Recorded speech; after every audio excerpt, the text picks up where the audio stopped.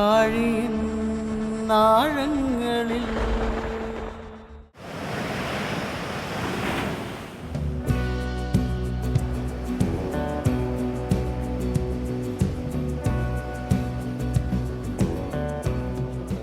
തീരത്തേക്കടുക്കുന്ന തിരമാലകൾ. ജീവിത പ്രതീക്ഷകളുമായി മത്സ്യബന്ധനം തൊഴിലായി സ്വീകരിച്ച മത്സ്യത്തൊഴിലാളികൾ.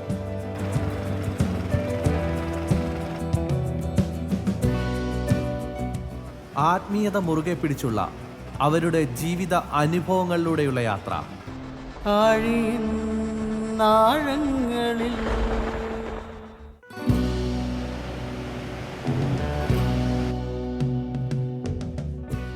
ഇത് ജോയ്. അഞ്ചുതെങ്ങ് സ്വദേശിയാണ്. മത്സ്യബന്ധനം തൊഴിലായി സ്വീകരിച്ച ഇദ്ദേഹം നല്ലൊരു വിശ്വാസി കൂടിയാണ്. ആഴീൻ ആഴങ്ങളിലൂടെ മനസ്സ് തുറക്കുകയാണ് ജോയ്. എൻ്റെ പേര് ജോയ്. ഞാനൊരു സാധാരണ കുടുംബത്തിൽ ജനിച്ച ഒരു വ്യക്തിയാണ്. എൻ്റെ അച്ഛനും ഒരു മത്സ്യത്തൊഴിലാളിയാണ്. എനിക്ക് ഓർമ്മ വയ്ക്കുന്ന സമയത്ത് എൻ്റെ വീട്ടിൽ വള്ളവും വലയൊക്കെ ഉണ്ടായിരുന്നു. അതിലുപരി ഞങ്ങളുടെ പപ്പ ഉണ്ടായിരുന്ന സമയത്ത് നല്ല രീതിക്ക് കുടുംബം മുന്നിലോട്ട് പോയിക്കൊണ്ടിരുന്നു. ആ സമയത്ത് ധാരാളം മത്സ്യങ്ങളൊക്കെ കിട്ടുമായിരുന്നു. വീട്ടിൽ വെള്ളവും വലയും ഉള്ളത് കൊണ്ട് വലിയ കഷ്ടങ്ങളില്ലാതെ ആ സമയത്തൊക്കെ പോകുമായിരുന്നു. അത് കഴിഞ്ഞിട്ട് ഞായറാഴ്ച എല്ലാ ആഴ്ചയും രാവിലെ പള്ളിയിൽ പോയി കഴിഞ്ഞാൽ അവിടെ പറയുന്ന വചനത്തിൻ്റെ എന്തൊരു വചനമാണ് അവിടെ പ്രസംഗിച്ചതെന്നുള്ളത് വീട്ടിൽ വന്ന് പപ്പയുടെ അടുത്ത് പറയണം. അല്ലെങ്കിൽ ഞങ്ങൾക്ക് അടിയാണ് തരുന്നത്. കാരണം അവിടെ പറയുന്ന വചനം പപ്പ രാവിലെ പള്ളിയിൽ പോയിട്ട് ഞങ്ങളെ രണ്ടാമത്തെ പൂജയ്ക്കാണ് പറഞ്ഞു വിടുന്നത്. ആ വചനമാണോ പറയുന്നത് ഇല്ലെങ്കിൽ പള്ളിയിൽ കയറിയില്ലെന്നുള്ളത് കണ്ടുപിടിക്കാൻ വേണ്ടിയിട്ടാണ് അങ്ങനെ ഒരു ഇതുള്ളത് വീട്ടിൽ. അത് കഴിഞ്ഞിട്ട് ഞാൻ 7-ലൊക്കെ പഠിക്കുന്ന സമയത്ത് ഞങ്ങളുടെ പപ്പ മരണപ്പെട്ടുപോയി. അത് കഴിഞ്ഞിട്ട് എൻ്റെ ചേട്ടനായിരുന്നു മൂത്ത ചേട്ടൻ. അവൻ രാവും പകലും ഞങ്ങളുടെ പപ്പ മരിച്ചതിന് ശേഷം ഞങ്ങൾക്ക് ഒരു അനിയത്തിയും ഒരു ചേച്ചിയുണ്ട്, ഞാനും ഉണ്ട്. ഞങ്ങളുടെ അമ്മേനെയും കുടുംബത്തിനെ വളർത്താൻ വേണ്ടി നല്ല രീതിക്ക് അവൻ കഷ്ടപ്പാട്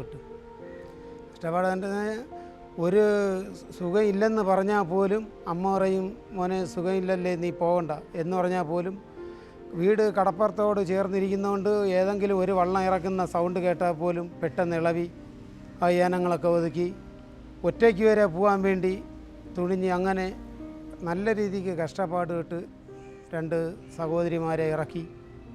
ഞാൻ കുഞ്ഞായതുകൊണ്ട് എനിക്ക് ആ സമയങ്ങളിലൊക്കെ പോകാൻ പറ്റിയിട്ടില്ല. പക്ഷേ നമ്മുടെ ചേട്ടൻ നല്ല രീതിക്ക് അവിടെ സഹോദരങ്ങളൊക്കെ ഇറക്കി വെച്ച് പിന്നെ ഞാൻ 7-ാം ക്ലാസ് കഴിഞ്ഞിട്ട് ഞാൻ പഠിത്തം നിർത്തിയെന്ന് വെച്ചാൽ പോവാതെ പഠിത്തം ഉഴപ്പിയുകൊണ്ട് ചേട്ടൻ നീ പഠിക്കേണ്ട, അതിനകത്ത് പഠിത്തം കയറില്ല എന്ന് പറഞ്ഞിട്ട് എന്നെ കടലിൽ കൊണ്ടുപോയി. ചേട്ടനാണ് എന്നെ ഓരോ പണിയും പഠിപ്പിച്ചത്. നമ്മൾ വീട്ടിൽ വള്ളവും വല ഉണ്ടതുകൊണ്ട് വേറെ ആർക്കെയും കൂട്ടത്തിൽ കയറി പോവേണ്ട കാര്യമില്ലായിരുന്നു. അവൻ തന്നെ കൊണ്ടുപോയി നമ്മളെ ഒരു പണി ചെയ്യേണ്ട രീതിയിൽ നമ്മളെ വളർത്തി ആക്കി. 4 സഹോദരങ്ങളും 4 കുടുംബങ്ങളായി. ഇന്ന് ദൈവകൃപയുണ്ട്, ഒരു വഴക്കോ പ്രശ്നങ്ങളോ ഇല്ലാതെ ഞങ്ങൾ 4 സഹോദരങ്ങളും ഒത്തു തന്നെയാണ് പോണത്.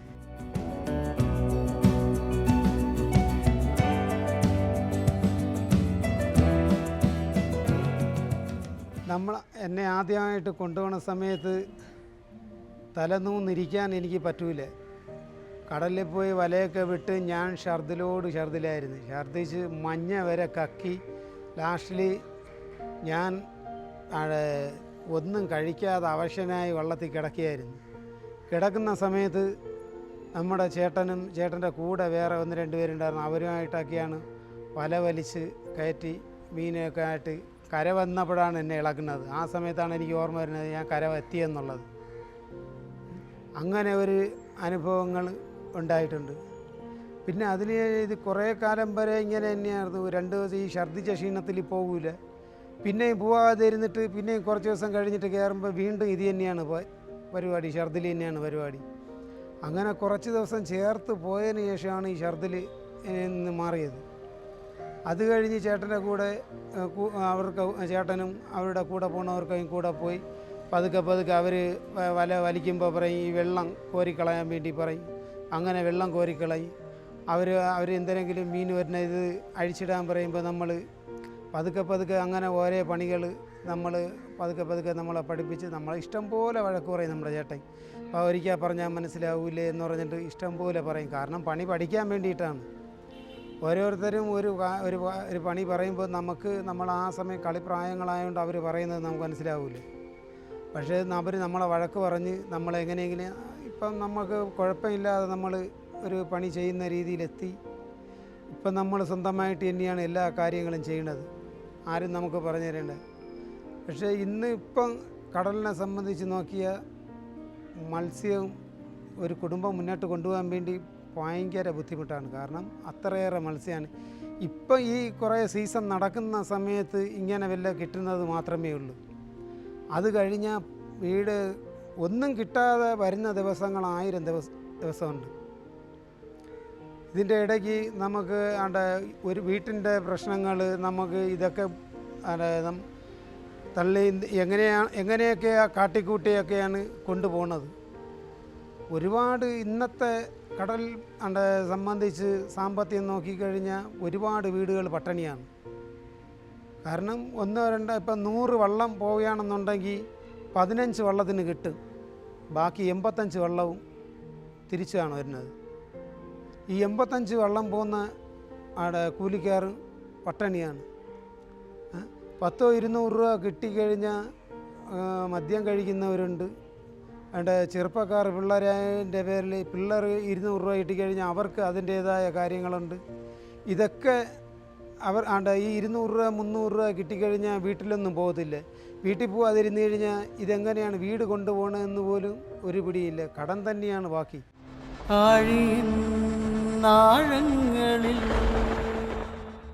നമ്മൾ കടലിൽ പോകുമ്പോൾ ഇവിടെ നിന്ന് നമ്മൾ വള്ളം തള്ളിവിടുന്ന സമയത്ത് തന്നെ നമ്മൾ തിര തൊട്ട് പിതാവിനും പുത്രനും വച്ചിട്ടാണ് നമ്മൾ പോണത്. പോയി വള്ളം കടലിലോട്ട് അങ്ങ് നീക്കി വിടുമ്പോൾ തന്നെ നമ്മൾ കൈയെടുത്ത് ഇങ്ങനെ തൊഴുതി കടലമ്മയെ തൊഴുതിയിട്ടാണ് പോകുന്നത്. കടൽ തിരമാലകൾ ഒരു ശാന്തത വരുമ്പോഴാണ് നമ്മൾ ഉള്ളോട്ട് പോണത്. അത് കഴിഞ്ഞ് ഉള്ളോട്ട് പോയി നമുക്ക് വലവിടാൻ സമയമാകുമ്പോൾ നമ്മൾ അവിടെ വലവിടാൻ സമയത്ത് ദൈവത്തെ വിളിച്ചിട്ട് ഈശോയെ നമുക്ക് ധാരാളം മത്സ്യം തരണേ എന്ന് പറഞ്ഞിട്ടാണ് നമ്മൾ വല എറിയുന്നത് തന്നെ. അവിടെ പോയിട്ട് നമ്മൾ വലയൊക്കെ വിട്ട് സന്ധ്യ മയങ്ങി വരുമ്പോൾ പരസ്പരം ആരും മിണ്ടാതെ ഇപ്പം 4 പേര് പോവുകയാണെങ്കിൽ 4 പേരും മിണ്ടാതിരുന്ന് അവരവർക്ക് അറിയുന്ന രീതിയിൽ ഒരു കുഞ്ഞു ജപം അവർ പഠിക്കും. അത് പഠിച്ചു കഴിഞ്ഞിട്ട് മാത്രമേ മറ്റ് സംസാരങ്ങൾ പിന്നെ തുടങ്ങുകയുള്ളൂ. എത്ര മണിക്ക് നമുക്ക് വല വലിക്കാം, എന്ത് ചെയ്യാം എന്നുള്ളതിനെക്കുറിച്ച് പിന്നെ അതിന് ശേഷമേ മാത്രമേ നമ്മൾ സംസാരിക്കുകയുള്ളൂ.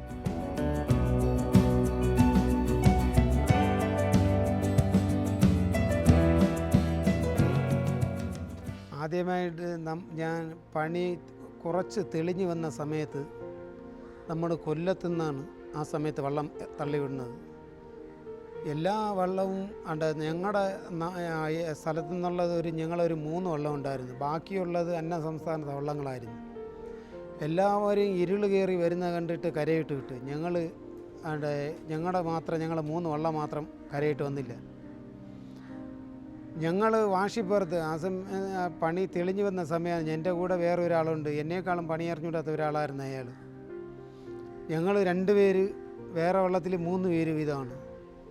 ഞങ്ങൾ പോയി 3 വള്ളവും മത്സരിച്ച് പോയി പണി ചെയ്ത് വല അങ്ങ് എറിഞ്ഞ് ഒരു 2 3 4 വല പോയപ്പം ഒരു വലിയ കാറ്റും പ്രഷറും മഴയായിട്ട് വന്ന് പിടിച്ച് എങ്ങനെയൊക്കെയോ വല വാരി എറിഞ്ഞ് ഇട്ട് ഞങ്ങൾ പ്ലാസ്റ്റിക് പുറത്തൂടെ മൂടി അങ്ങനെ ഇരിക്കുകയായിരുന്നു.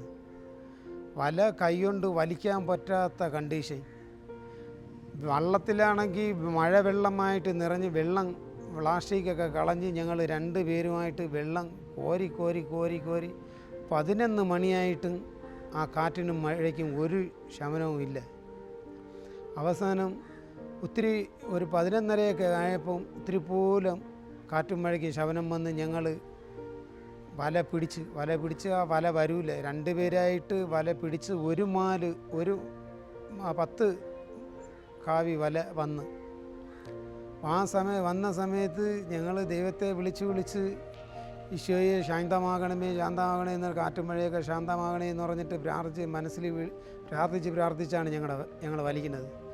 ഒരു വല വന്നതിന് ശേഷം വീണ്ടും കാറ്റും അവിടെ കൂടി വന്ന് വീണ്ടും ഞങ്ങൾ കെട്ടിയിട്ടുണ്ട്. പരവൂർ പൊഴി പോലെ വിട്ട വല ഞങ്ങൾ ഏത് ദിശയിലോട്ട് ഒഴുകുന്നെന്ന് പോലും അറിയാൻ വയ്യ. കണ്ണ് തുറക്കാൻ വയ്യാത്ത മഴയും കാറ്റുമായിരുന്നു. ലാസ്റ്റിലെ 3 മണിയായപ്പം ഒത്തിരി പോലും ശാന്തമായപ്പോൾ ഞങ്ങളെന്ത് വല പിടിച്ച് വലിച്ച് ഏത് ദിശയിലെന്ന് കിടക്കുന്നതെന്ന് അറിയാൻ വയ്യ. അന്ന് കമ്പ്യൂട്ടറും കാര്യങ്ങളൊന്നും ഇല്ല, കരകളൊന്നും കാണുന്നില്ല. നമ്മുടെ ആ ഒരു പോയ അനുഭവത്തിൻ്റെ ഒരു ലക്ഷ്യം വെച്ച് ഞങ്ങൾ ഓടി കര ഒന്നും തെളിയുന്നില്ല. 2 മണിക്കൂറിൽ കൂടുതൽ ഞങ്ങൾ ഓടിയിട്ടും കരയൊന്നും തെളിയുന്നില്ല. ഞങ്ങൾ എന്തായാലും കരയോട് അടുത്താണ് ഞങ്ങൾ ഓടുന്നതെന്നൊരു വിശ്വാസം ഞങ്ങൾക്കുണ്ട്. പക്ഷേ ഏത് കരയാണെന്ന് പോലും ഞങ്ങൾക്ക് അറിഞ്ഞൂടാ. ഇത് ഏത് സ്ഥലമാണെന്ന് പോലും അറിയാൻ വയ്യാത്ത രീതിയിൽ മൂടൽ മഞ്ഞായിരുന്നു.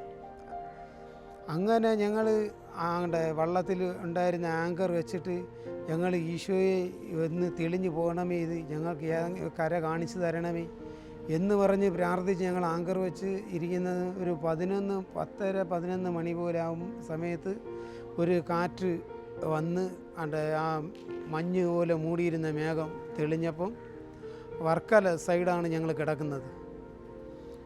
ഞങ്ങൾ അത് കഴിഞ്ഞ് അത് സ്ഥലം കണ്ടപ്പോൾ ഒരു സമാധാനമായി. അതോടെ ഞങ്ങൾ വീണ്ടും ആ ആങ്കർ വലിച്ചെടുത്തിട്ട് ഞങ്ങൾ ഓടി അങ്ങ് എരേപുരം കൊള്ള ചെല്ലുമ്പോൾ ഞങ്ങളുടെ ചേട്ടനും വേറൊരാളും കൂടെ ഞങ്ങളെ തിരക്കി വേറൊരു വള്ളത്തിൽ വരുന്നു.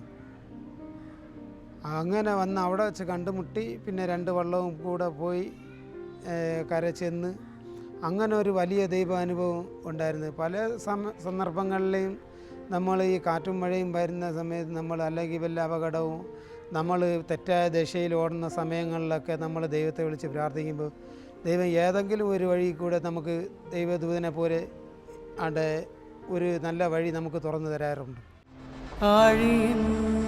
ആഴങ്ങളിൽ ഒരു സമയത്ത് നമ്മൾ ഇവിടെ നമ്മുടെ നാട്ടിൽ ഇതുപോലെ കർക്കിടക സമയത്ത് തന്നെ നമ്മൾ പണിക്ക് പോയി തിരിച്ചു വരാൻ സമയത്ത് വള്ളം കടൽ വന്ന് വീണ് നമ്മൾ വള്ളം താന്ന് നമ്മളൊരു 6 പേര് 7 പേരുണ്ടായിരുന്നു. അപ്പം വള്ളം താന്ന് നമ്മൾ വള്ളത്തിൻ്റെ അവിടെ കിടക്കുന്ന സമയത്ത് വള്ളം കരയത്ത ഒഴുക്കിൻ്റെ കൂടെ വലിമാനത്തിലോട്ട് ചെന്ന് കയറി. വെള്ളം ഉള്ളിലോട്ടാർന്ന് വലി. നമ്മൾ നീന്തിയിട്ടാണെങ്കിൽ ഒരു വിധത്തിലും കര പോകില്ലായിരുന്നു. നീന്തി നമ്മുടെ കൈ കുഴഞ്ഞ് നമ്മൾ ലാസ്റ്റിൽ കൈ പൊക്കി കരയിന്ന് ഇങ്ങനെ കാണിച്ചപ്പോൾ നമ്മൾ ഈശോയെ എന്ന് വിളിച്ച് ആണ് നമ്മൾ നീന്തുന്നത്. എങ്ങനെയെങ്കിലും ഇവിടെ നിന്ന് ഈ വലിമാനത്ത് നിന്ന് അത്ര അങ്ങോട്ടോ ഇങ്ങോട്ടോ പോകാൻ വേണ്ടിയിട്ട്. കാരണം വലിയ കടലും ഉള്ളിലോട്ട് ഒഴുക്കും. അവസാനം കര നിന്നവർ കണ്ട് അവിടെ ഒരു കമ്പായും കൊണ്ട് അവർ ചാടി വന്നിട്ടാണ് നമുക്ക് കമ്പ കൊണ്ട് തന്ന് അവർ നമ്മളെ കെട്ടി വലിച്ച് കരയിലോട്ട് വലിച്ചപ്പോൾ നമ്മുടെ കൈയും കാലുമൊക്കെ തളർന്നു കഴിഞ്ഞ്. അവർ ഒരു 5 മിനിറ്റ് വരാൻ താമസിച്ചിരുന്നെന്നുണ്ടെങ്കിൽ ആ സമയം നമ്മുടെ ജീവൻ പോവും. ദൈവകാരുണ്യം കൊണ്ട് കര നിന്നവർ ആ സമയത്ത് വന്ന് നമ്മളടുത്തെത്തി നമുക്ക് ആ പിരം കൊണ്ട് തന്ന് അവർ നമ്മളെ വലിച്ചെടുത്തുകൊണ്ട് നമ്മളിന്ന് ജീവനോടെ ഇരിക്കുന്നു.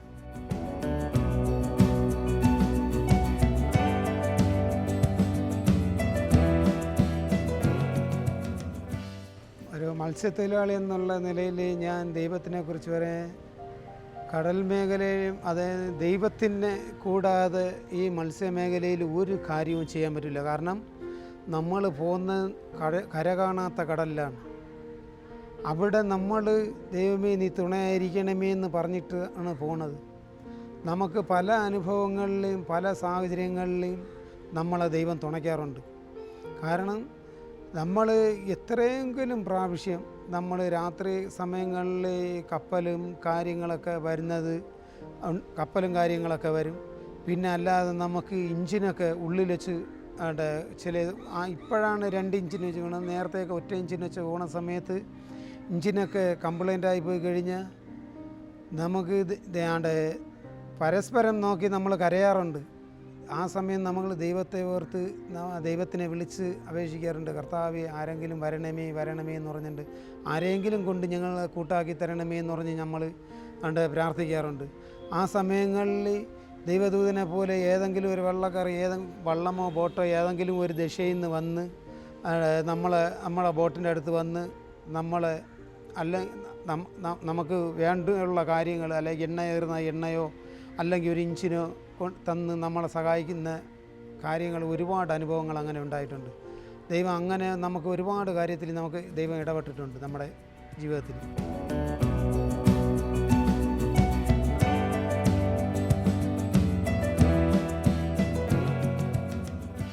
രാവിലെ കിടക്കയിൽ തന്നെ ഇളകുമ്പോൾ നമ്മൾ പിതാവിനും പുത്രനും വെച്ചിട്ട് പ്രാർത്ഥിച്ചിട്ടാണ് ഇളവുന്നത്. കുടുംബങ്ങളെയും നമ്മളെയും കുടുംബത്തിനെയും സമർപ്പിച്ച് അതിൻ്റെ ഉറക്കത്തിൽ തന്നെ ഇളവുമ്പോൾ പ്രാർത്ഥിച്ചിട്ടാണ് ഇളവുന്നത്.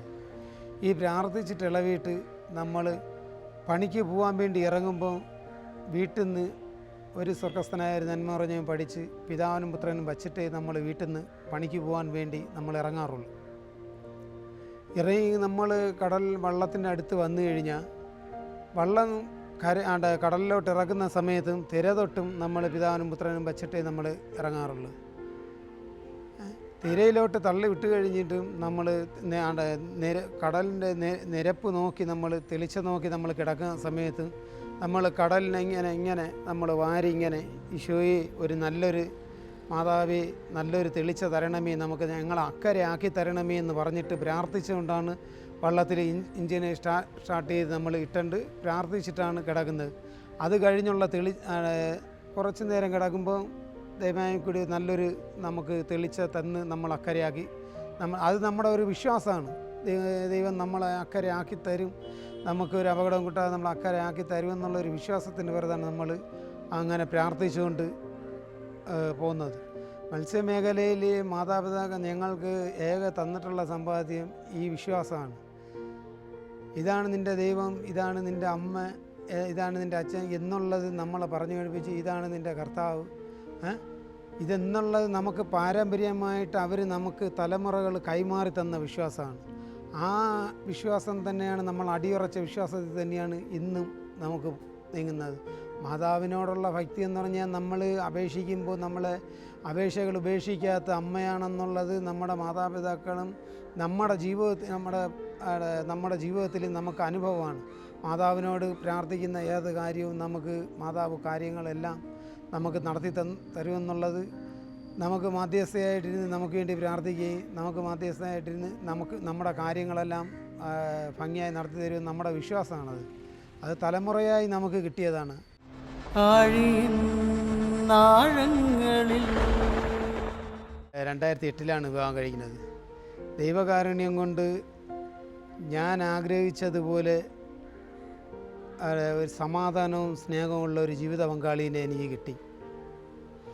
കാരണം എന്ത് പറഞ്ഞാൽ ഞാൻ 1000 രൂപ കൊണ്ട് ജോലി ചെയ്തിട്ട് കൊണ്ട് കൊടുത്തിരുന്നാലും മേടിക്കും അതേപടി തന്നെ എൻ്റെ തരും, വച്ചിരിക്കാൻ പറയും. കാരണം എൻ്റെ മേലുള്ള വിശ്വാസം കൊണ്ടിട്ടാണ്, ഞാൻ ഈ പൈസ അഴിക്കില്ല എന്ന് പറഞ്ഞിട്ടാണ്. എനിക്ക് വേണ്ടി നിരന്തരം വീട്ടിൽ ജപമാല എത്തിക്കുകയും പ്രാർത്ഥിക്കുകയും ചെയ്യുന്ന ഒരു വിശ്വാസമുള്ള ഒരു ജീവിത പങ്കാളിനെയാണ് എനിക്ക് ദൈവം തന്നത്.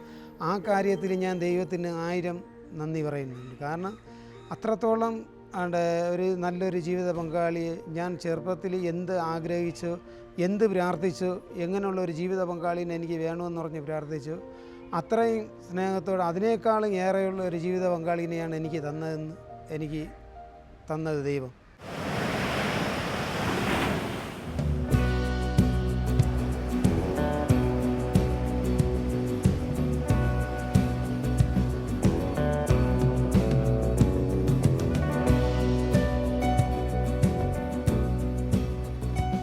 കാറ്റോ കടലൊക്കെ നിൽക്കുമ്പോൾ എൻ്റെ അടുത്ത് പറയും പോകണ്ടെന്ന് പറയും. പക്ഷേ എന്നാൽ ഞാൻ കുടുംബം പുലർത്തണമല്ലോ, എന്നാൽ ഞാൻ പറഞ്ഞ ഒരു കുഴപ്പമില്ല, പോവും, ഞാൻ പണിക്ക് പോവും. ഉള്ളി കയറി എന്നും സന്ധ്യാപ്രാർത്ഥന എത്തിക്കുന്ന കൂട്ടത്തിലാണ്. സന്ധ്യാപ്രാർത്ഥന എത്തിക്കുകയും പ്രാർത്ഥിക്കുകയും വെളുപ്പിലെ ഇളവിയിരുന്ന് രാവിലെ 5 മണിക്ക് തന്നെ ഇളവി ആൾ പ്രാർത്ഥിക്കും. അതുപോലെ സന്ധ്യാപ്രാർത്ഥന എന്നും മുടങ്ങാതെ സന്ധ്യാപ്രാർത്ഥന മക്കളും പുള്ളിക്കാരെയും കൂടെ ചൊല്ലാറുണ്ട്. ഞാനുള്ളപ്പം ഞാനും കൂടെ ഇരുന്ന് കുടുംബ പ്രാർത്ഥന എത്തിക്കാറുണ്ട്. എൻ്റെ ഭാര്യയുടെ പേര് സെൽവി എന്നാണ്. ഞങ്ങൾക്ക് ദാനമായി ദൈവം നൽകിയ 2 ആൺപിള്ളേരെയാണ്. ഒന്ന് ജോൺഫി, ഒന്ന് ജുവൽ. ഒരാൾ +1 പഠിക്കുന്നു, ഒരാൾ 7ാം ക്ലാസ്സിൽ പഠിക്കുന്നു. 2 പേരും കുഴപ്പമില്ല, നല്ല രീതിയിൽ ദൈവത്തിൻ്റെ കൃപ കൊണ്ട് പഠിക്കുന്നുണ്ട്. പിന്നെ സന്ധ്യാപ്രാർത്ഥനയ്ക്ക് അവരും പങ്കെടുക്കാറുണ്ട്, ഒരു മടിയും കൂടാതെ. പിന്നെ അത് കഴിഞ്ഞിട്ട് അവർ അവിടെ പഠിക്കാനിരിക്കും. അങ്ങനെ ഒരു വിഷയം ഇതുവരെ ഒരു കുഴപ്പവും ഇല്ലാതെ ദൈവത്തിൻ്റെ കാരുണ്യം കൊണ്ട് അവർ പോകുന്നുണ്ട്. അത്രയും ഇങ്ങനെ ഒരു കുടുംബം, ജീവിത പങ്കാളിയും 2 മക്കളെ ദാനമായി നൽകിയ ദൈവത്തിന് ഞാൻ നന്ദി പറയും. ഇതുവരെ ഒരു ഭവനമില്ലായിരുന്നു, ദൈവത്തിൻ്റെ കൃപ കൊണ്ട് അവിടെ ഒരു കുഞ്ഞ് ഭവനം എന്ന് വെച്ചാൽ ഒരു റൂം, അവിടെ തന്നെയാണ് വേവിക്കുന്നത്, അവിടെ തന്നെയാണ് കിടക്കുന്നത്. അതിൽ നിന്നും ദൈവത്തിനോട് പ്രാർത്ഥിച്ച്, ദൈവമേ എനിക്കൊരു നല്ലൊരു ഭവനം തരണമേ എന്ന് ഞാൻ പ്രാർത്ഥിച്ച്, ഞാൻ എൻ്റെ ജീവിത പങ്കാളിയും കൂടെ പ്രാർത്ഥിച്ചതിൻ്റെ ഫലമായിട്ട് എനിക്ക് ദൈവം നല്ലൊരു ഭവനം നൽകി അനുഗ്രഹിച്ച്, പിന്നെ ദാനമായ 2 മക്കളെ നൽകി അവരെ എല്ലാ രോഗങ്ങളിൽ നിന്നും അപകടങ്ങളിൽ നിന്നും കാത്തുരക്ഷിക്കുകയും നല്ല രീതിക്ക് ഒരു കുടുംബജീവിതം മുന്നോട്ട് കൊണ്ടുപോകാൻ കൃപ നൽകിയ ദൈവത്തിന് ഞാൻ നന്ദി പറയുന്നു.